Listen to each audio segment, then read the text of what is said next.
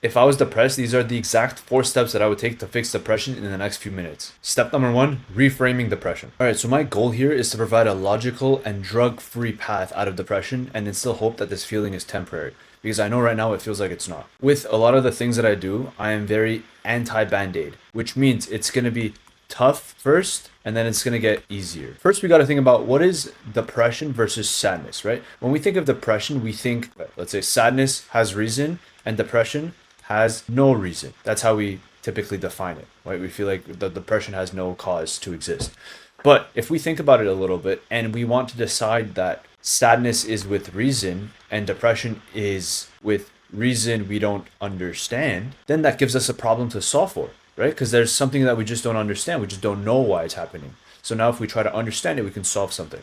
Another way to look at it is that assuming that there is reason is actually the only thing you can do if you want to take this into your own hands. If you want to assume there is no reason for your sadness, then there's nothing you can do about it. Absolutely nothing, right? But if we say, okay, there's a reason, we don't know what it is, but there's something there, then we can solve this problem. I want you to be careful that a lot of the time when people say, I can't solve this problem, depression has no reason, it's because it's self-victimizing. And I'll be honest, victimizing feels really, really good, because then you can't take accountability for your problems. Because if you're not taking accountability, it feels great because you're like, I can't do anything about this, not on me, right? Take some drugs, feel better. For now, probably fry your brain. So the conclusion is that we can and must assume that we can solve the sadness, right? Which is this video right here. Now we're in step number 2, defining the solution. So what is beneath the feeling of depression? All right. And I'm going to explain this through your ideal fantasy. So if you think about tomorrow morning, if I were to not be depressed, what would my life have to look like? Right. That's where you can start thinking about, okay, maybe there is something there that's missing in my life right now. So there's this thing called an emotion wheel, and psychologists developed this, and it's basically, it helps people understand why they're feeling what they're feeling, right? There's a base feeling, and then there's feelings under it, and then another layer, right? So if we look at sadness, right? We got sadness right here. Then we got depressed right over here. And what's under depressed? Empty and inferior. So now we know that being depressed means you feel empty and inferior. Now we have to look into what is empty and what is inferior, and how do we fix this? Right, so we want to cultivate the opposite feelings of empty and inferior, right? Which is purpose. Opposite of empty in this case is not full, it's purpose. And inferior is low self-esteem or inferiority, which is you want to feel superior. Things that you're doing, things around you, etc. Then you think, what is purpose and superiority? How do we achieve this, right?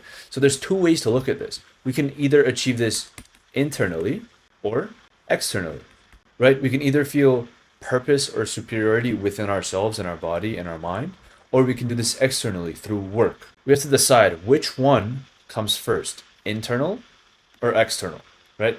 And if we really think about it for a second, the one we really have control over is the internal purpose and superiority, right? Because number 1, if we don't have it within ourselves, we can't have it externally. You can't have work with great purpose if you don't feel like you're living for a purpose. You get what I'm saying? So we got to do this internally before externally, career, relationships, etc., etc. So what are the 3 planes we could focus on internally to feel purpose and superior? What are the 3 planes? We go to step number 3. Step number 3, choosing a starting point. So we got to pick the one fundamental plane that influences the others. So we got the body, the physical plane, the mind, the mental plane, and the spirit, which is the spiritual plane. Which one of these influences the others? Right? Can we have a healthy mind without a healthy body? Probably not. Can we be spiritual without a healthy mind and body? Probably not. So what's the base here? We got to have a healthy body, number 1, which means this is the necessity that the body must be fixed first. So this right here already should give you some hope and momentum that there's something you can physically do and it's fully in your control to improve your current state. So number 4, we got to start improving the body. So how do we do this, right? There's multiple ways. We can do it visually or we can do it internally, like being healthy versus losing weight. If it's building muscle, losing fat, right? What do we do first? And in my opinion, the number 1 thing we can do is reduce fat. Because most people here probably look like this or some sort of skinny fat variation. The number 1 thing we can do to get immediate fast results and a confidence boost that's going to absolutely change your life is losing fat. This by itself is just going to absolutely boost everything within weeks to months. Absolutely everything. And by just losing weight, you're already going to jump like 50% of the status in men in life because most people are overweight and most people do not take care of themselves.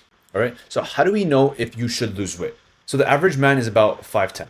If you are 5'10" and you are over 175 pounds, under the BMI scale, you are overweight. And that might be shocking to you because like 175, that's not even that heavy. Over 175, you are overweight. And I know you don't even need the BMI scale or anything to understand this. You can go look in the mirror, and I'm sure you already know. You know that you don't feel great. Realistically, if you're untrained, you don't go to the gym, I think up to about 155, you are probably considered skinny fat. So if you're taller, the number obviously changes, but on average, most guys are about 5'10", so this is a rough estimate. You can go to the BMI scale website and check for your BMI, but realistically, you can just go look in the mirror. One thing I want to warn you guys about is this victim weight comment from taller guys on steroids that look like this. Is that Putin? What? Guys on steroids are overweight guys that are like, oh, you're too skinny now. Ignore that stuff, right? You can look in the mirror and be like, all right, I don't feel proud of myself. Do something about it. Don't worry about what other people think. That's what we're talking about here, right? We want to feel good within, not because of other people, not externally. That comes later. So now you know exactly what you need to do and the first step you got to take, which is losing fat. At this point, do not let analysis paralysis stop you, please. A lot of people do some shit like this and they'll get stuck. They won't lose weight, or they've tried to lose weight before and they're like, oh, I can't do this again. This is too difficult. I got you. Relax. Just breathe. So this is me right over here. I run this company called Xer, and I will build you a fully customized weight loss plan if you click the link below, okay? And when I say free, I literally mean free. This is completely free. This is my way of giving back to people. And if you like the plan and you want to work with me, then you can pay me. But if not, completely free. All right, so this is clearly the next step that you need to take. The ball is in your court. The link is in the description below. Go click it and let's get started.